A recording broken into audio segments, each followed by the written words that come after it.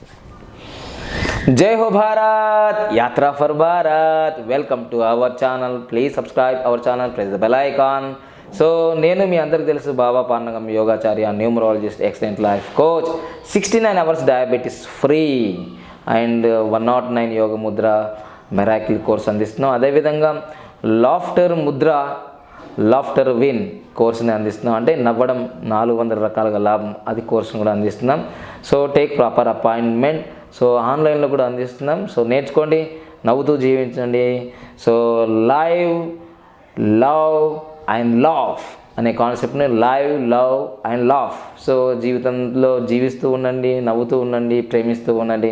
So ఈ విధంగా మీరు మీ జీవితంలో అపురూపమైన విజయాలు సాధిస్తూ ఉండాలని బాబా పాండగం యోగా మిషన్ చారిటబుల్ సంతోష్ నగర్ హైదరాబాద్ కోరుకుంటుంది. కపిల మహర్షి న్యూమరాలజీ మిషన్ కూడా. సో ఈ 2 సంస్థల ద్వారా ఆరోగ్యాన్ని బాబా పాండగం యోగా మిషన్ చారిటబుల్ ట్రస్ట్ అందిస్తే, ఐశ్వర్యాన్ని, మీ అదృష్టాన్ని కూడా అందించేది కపిల మహర్షి న్యూమరాలజీ మిషన్. సో ఈరోజు మాత్రం నా యోగ ముద్రలు, ప్రాణాయామ, ఆయుర్వేదం మొక్కల గురించి చూశారు. ఏదో మీ పాజిటివ్ తోటి మేము ముందుకు వెళ్తున్నాము. ఈరోజు మాత్రం చాలామందికి న్యూమరాలజీ అంటే ఇది జరుగుతుందా, జరగదా, ఏదంతా వాళ్ళ యొక్క డబ్బుల కోసం అని ఒక నెగిటివ్ అయితే జరిగిపోయింది. కానీ మీకు చెడు చేయడం వల్ల నాకేం లాభం? మా అందరికీ మంచి జరగడానికి కోసమే నా ప్రయత్నం. జై హో భారత్, యాత్రా ఫర్ భారత్ అనే మూమెంటే స్టార్ట్ చేయడం ఏంటంటే అందరూ ఆరోగ్యంగా ఉండాలి, అందరూ ఐశ్వర్యంగా ఉండాలి, భారత్ని విశ్వగురుగా తయారు చేయాలని. సో మీకు మంచి కావాలి, మనందరికి మంచి కావాలనే ఉద్దేశంతో ఈ పాజిటివ్ అప్రోచ్ వీడియోస్ని మీకు అందిస్తున్నాను. అయితే చెడు ఎక్కడైనా చెడే, మంచి ఎక్కడైనా మంచే. మనకు రాత్రి ఎలా ఉందో పగలు కూడా అలా ఉంది. సో అందుకోసమే సూర్యుడు ఒకచోటే ఉన్న భూమి మనకు తిరుగుతూ ఉంది కాబట్టి మనకు రాత్రి పగలు ఏర్పడ్డాయి. అదేవిధంగా ఈరోజు ఉన్న కష్టాలు రేపు ఉండకపోవచ్చు. సో మంచి అవకాశాలు రావచ్చు. అయినా ఏ నెంబర్ అయినా 1 నుంచి 9 వరకు, అంటే 1 నుంచి 31 వరకు ఏ నెంబర్ అయినా no number is bad, no number is good according to the place birth time. కానీ వివాహాలకు మాత్రము అంటే డేట్ ఆఫ్ బర్త్లో 1 నుంచి 31 తారీఖులు పుట్టిన వాళ్ళకి అందరూ అద్భుతం, విశేషం అని చెప్తూనే ఉంటారు న్యూమరాలజీలో. కానీ ఇక్కడ నేను చెప్పబోయేది ఏంటంటే అది వ్యక్తిగతం, ఒక్కరికి మాత్రమే చెందుతుంది అది డేట్ ఆఫ్ బర్త్. కానీ మ్యారేజ్ డేట్ అనేది ఇద్దరికి చెందుతుంది. ఇక్కడ మ్యారేజ్ డేట్ అనేది డేట్ ఆఫ్ బర్త్ అనేది ఒక్కరికే చెందుతుంది, కానీ మ్యారేజ్ డేట్ ఇద్దరికి చెందుతుంది. అందుకోసమే ఒకరికి ఒక డేట్ ఆఫ్ బర్త్ ఉంటుంది, ఇంకొకరికి ఒక డేట్ ఆఫ్ బర్త్ ఉంటుంది. వీళ్ళిద్దరు కలిసి మ్యారేజ్ డేట్ ఒకటి అవుతుంది. కాబట్టి ఈ మ్యారేజ్ డేట్ నుంచే వాళ్ళ లైఫ్లో చిన్నగా ఉండి జీరో లెవెల్లో ఉన్న వాళ్ళు హీరోలాగా, రోడ్డుపతి ఉన్న వాళ్ళు కరోడుపతి అయిన వాళ్ళు ఉన్నారు. మరి కరోడుపతి ఉన్న వాళ్ళు రోడ్డుపతి అయిన వాళ్ళు ఉన్నారు. నష్టాలు, కష్టాలు, విడాకులు, వికలాంగులు, దివ్యాంగులు, ఎన్నో రకాలుగా ఆటు పోట్లు, ఆత్మహత్యలు ఎన్నో జరుగుతున్నాయి వివాహం తర్వాత. పెళ్ళంటే 100 ఏళ్ళ పంట ఉండాలి, కానీ పెళ్ళంటే 100 ఏళ్ళ మంట ఎందుకు జరుగుతుంది? తప్పనిసరిగా ఈ రహస్యం తెలుసుకుందాం. ఏ తేదీల్లో ఎప్పుడెప్పుడు వివాహాలు చేసుకుంటే ఈ తేదీల్లో పెళ్ళి జీవితాంతం పెద్ద లొల్లి ఎందుకు జరుగుతుంది తెలుసుకుందామా ఒకసారి. సో దాంట్లో మొదటి విభాగంలో వచ్చేది చాలా డేంజర్గా ఉన్న మ్యారేజ్ కోడ్, మ్యారేజ్ డేట్ ఏంటిదంటే 8 and 8 అనమాట. అంటే 8 సంఖ్యతో బర్త్ నెంబర్ 8, విధి నెంబర్ కూడా 8. ఆ మ్యారేజ్ డేట్లో వివాహం అయితే ఎంత నష్టం, కష్టం, ఎంత అవమానం, ఎన్ని రకాలు జరుగుతాయి అంటే అది అనుభవించిన వాళ్ళకి తెలుస్తుంది. అది నేను అనుభవించాను కాబట్టి దాని యొక్క పవర్ ఏందో తెలుసు, దాని నెగిటివ్ పవర్ ఏందో తెలుసు.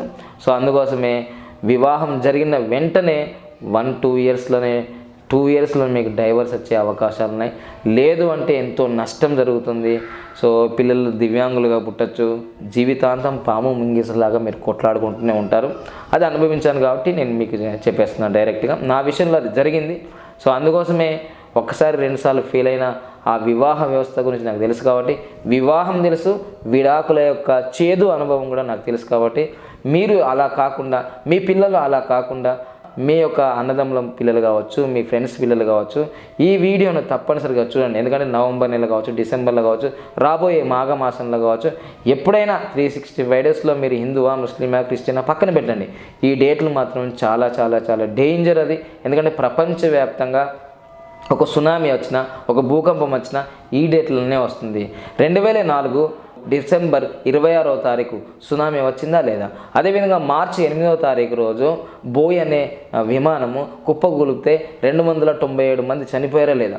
ఈ విధంగా 8, 17, 26వ తారీఖులలో ప్రపంచవ్యాప్తంగా అన్నీ కూడా సునామీలు, భూకంపాలు, చెడు జరిగిన డేట్సే ఉన్నాయి. సో అందుకోసమే మనకు 2016లో ఇండియాలో నవంబర్ 8వ తారీఖు రోజు ఒక బ్యాడ్ న్యూస్ మనకు వచ్చేసింది. ఏం బ్యాడ్ న్యూస్? 2016 నవంబర్ 8వ తారీఖు రోజు ఏమొచ్చింది బ్యాడ్ న్యూస్ అంటే డీమానిటైజేషన్, నోట్ల రద్దు వచ్చిందా లేదా? అప్పటి నుంచి పేదవాడు కష్టాలైనా ధనికుడు కష్టాలు కష్టాలు కష్టాలు కష్టాలు ఇప్పుడు కూడా కష్టాలు పడుతున్నామా లేదా? సో నరేంద్ర మోడీ గారి జీవితంలో ఒక పెద్ద మచ్చగా చంద్రుని నా మచ్చలాగా మిగిలిపోయిందా లేదా? సో అందుకోసమే ప్రపంచవ్యాప్తంగా ఎప్పుడైనా ఎంత మంచి పెద్ద వ్యక్తి అయినా సరే ఆ యొక్క నెగిటివ్ డేట్లలో ఏదైనా కార్యక్రమం మీరు ఓపెన్ చేసినా, మ్యారేజ్ చేసినా, గృహప్రవేశం చేసినా, వెహికల్ తీసుకున్నా చాలా ప్రమాదాలు జరుగుతాయి అనడంలో ఎలాంటి సందేహం లేదు. ఒక్కసారి గూగుల్ తల్లిని కూడా సెర్చ్ చేసుకోండి. What is the evil dates అని కొట్టండి. 8, 11, 26వ తారీఖులలో ఏమేమి జరిగినో లీస్ట్ తీసుకోండి, గూగుల్ నుంచి సెర్చ్ చేయండి. మీరు నేను చెప్పింది ఫైనల్ కాదు, ఒకసారి సెర్చ్ చేయండి. సో అందుకోసం 8, 11, 26వ తారీఖులలో వివాహం చేసుకోవడం చాలా ప్రమాదము. మీరు అనుకుంటారు ఈ వీడియో చూసి మేము చాలా కోట్లు సంపాదించామండి, మాకు అసలు ఇబ్బందే లేదు, మీరు చెప్పేయడాన్ని శుద్ధ తప్పు అని కామెంట్ చేసినంత మాత్రాన ఈరోజు తప్పు తప్పే, ఒప్పు ఒప్పే, నిప్పు నిప్పే, మంచు మంచే అనడంలో సందేహం లేదు.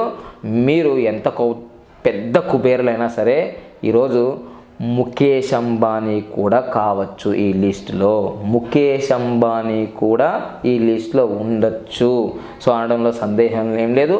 మీకు డబ్బు ఉన్నంత మాత్రాన మీరు అపర కుబేరుల లిస్టులో నెంబర్ 1 ఉన్నంత మాత్రాన మీకు వచ్చిన ఆ బాధలు, మీకు వచ్చిన సమస్యలు ఎవ్వరూ తీసేయలేరనడంలో సందేహమే లేదు. సో ఇప్పుడు మీకు 8, 17, 26వ తారీఖులలో వివాహం చేసుకున్న వాళ్ళ యొక్క లైఫ్ ఎలా ఉందో ఒక్కసారి కళ్ళకు కన్నట్టుగా మీ ముందు ఉంచుతాను. ఇది మీ ఇంటి పక్కకు రామయ్యనో, సోమయ్యనో, భీమయ్యకో, ఎల్లవనో, లావణ్యదో చెప్తే మీకు అర్థం కాదు. సెలబ్రిటీగా ఉన్న వాళ్ళు, ప్రపంచవ్యాప్తంగా శాసించిన వాళ్ళ గురించి చెప్తున్నాను. ఒక్కసారి మనం థర్డ్ ఐని, మన విచక్షణ జ్ఞానాన్ని ఓపెన్ చేసుకుందాం. సో మనము అపర కుబేరుల లిస్టులో ఈరోజు ఆసియా ఖండంలోనే నెంబర్ 1, ప్రపంచవ్యాప్తంగా 19వ స్థానంలో ఉన్న మన యొక్క ముఖేష్ అంబానీ గారి గురించే ముందు నుంచే మొదలుపెట్టాను. ఎందుకంటే పక్కింటి గురించి మాట్లాడుతుంటే మీకు అర్థం కాదు కదా. 1985 మార్చి 8వ తారీఖు రోజు ముఖేష్ అంబానీ గారిది మ్యారేజ్ అయిందండి. అయ్యో, ఆయనకు మ్యారేజ్ అయితే మంచి నెంబర్ 1గా ఉన్నాడు కదండి. ఆయన కష్టాలు నష్టాలు ఏమున్నాయండి? ఆయనకు మంచి కోట్లాది రూపాయల డబ్బులు ఉన్నాయని వాళ్ళు జస్ట్ ఛాయ్ తాగితేనే 3 లక్షల రూపాయలు అవుతుంది. వాళ్ళ వెడ్డింగ్ కార్డే 2-3 లక్షలు ఉంటుంది. వాళ్ళ గురించి ఏంటంటే నష్టాలు కష్టాలు అని మీరు అనుకుంటుంటారు. వెరీ గుడ్, అలా ఆలోచిస్తూ ఉండాలి మీరంతా.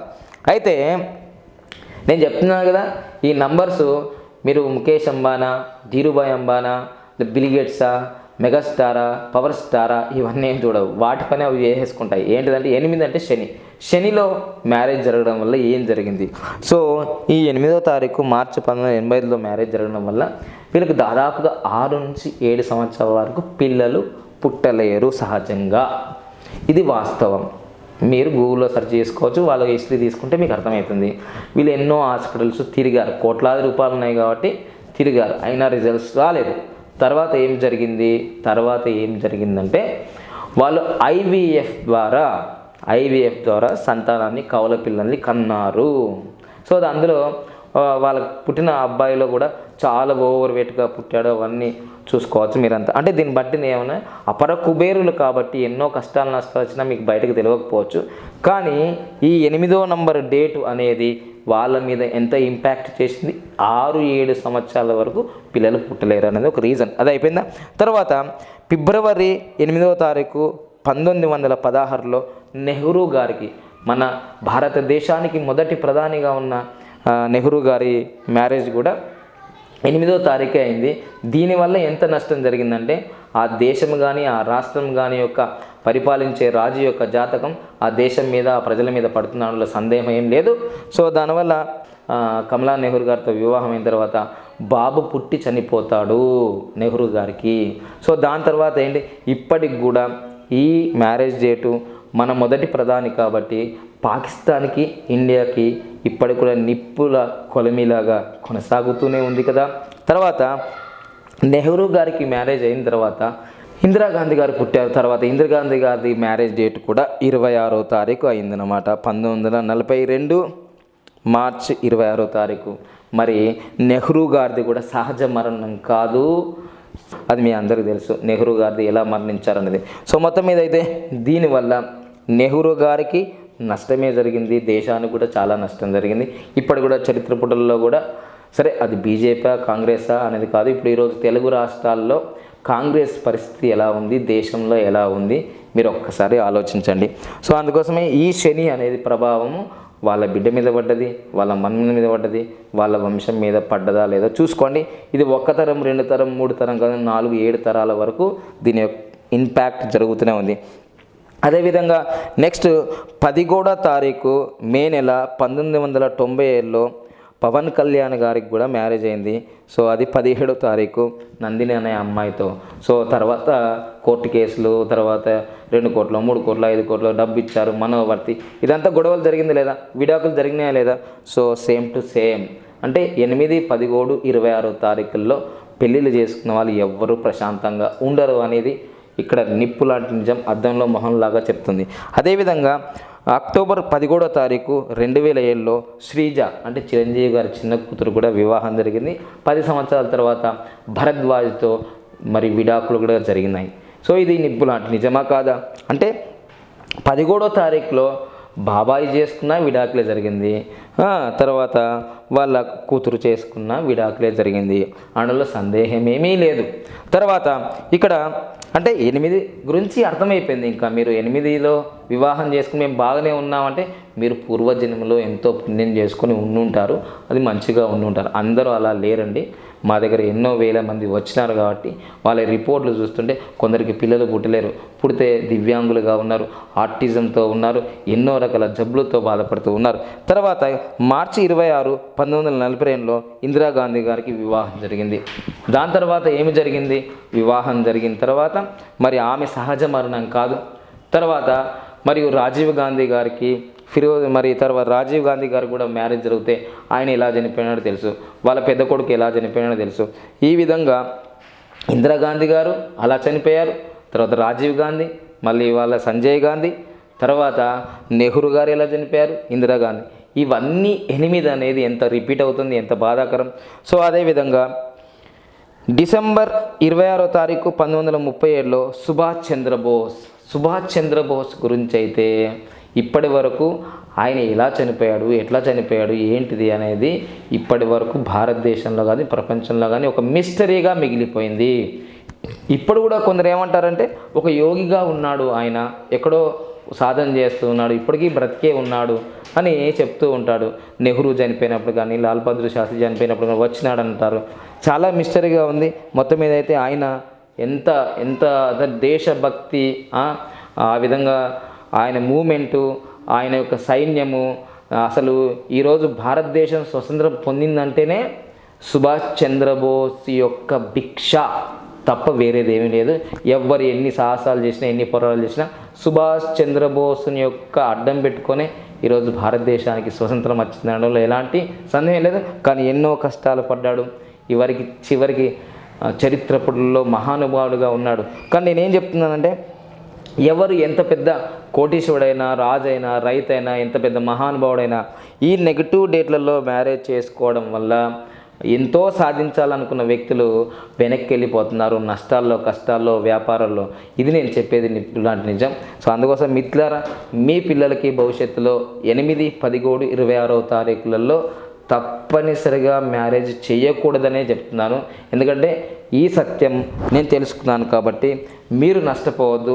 నేను 2 సార్లు నష్టపోయాను కాబట్టి మీకు నేను విన్నపించుకునేది ఏంటంటే దయచేసి ఈ డేట్లలో మాత్రం మ్యారేజ్ చేసుకోకండి. నష్టాలు, కష్టాలు, మరణాలు, విడాకులు పొందకండి అని చెప్పడం. ఈ తేదీల్లో పెళ్ళి పెద్ద జీవితాంతంలో వెళ్ళండి. Thank you for watching. Please subscribe our channel. Please forward this video. ఎందుకంటే ఈ వివాహాల తేదీలు తెలవకపోవడం వల్ల కోట్ల రూపాయలు ఇచ్చి మీ పిల్లల్ని ఎంతో అమెరికాలో, లండన్లో పెద్ద పెద్ద వైభవంగా వివాహాలు చేస్తున్నారు. కాబట్టి 1 ఇయర్ లోపే అన్ని గొడవలు వస్తున్నాయి. అందుకోసమే జాగ్రత్త మిత్రులారా, మీరు బాగుండాలని ఈ వీడియో కానీ అన్యదా భావించొద్దు, ఎవరిని విమర్శించడానికి కాదు. Thank you. జై హో భారత్.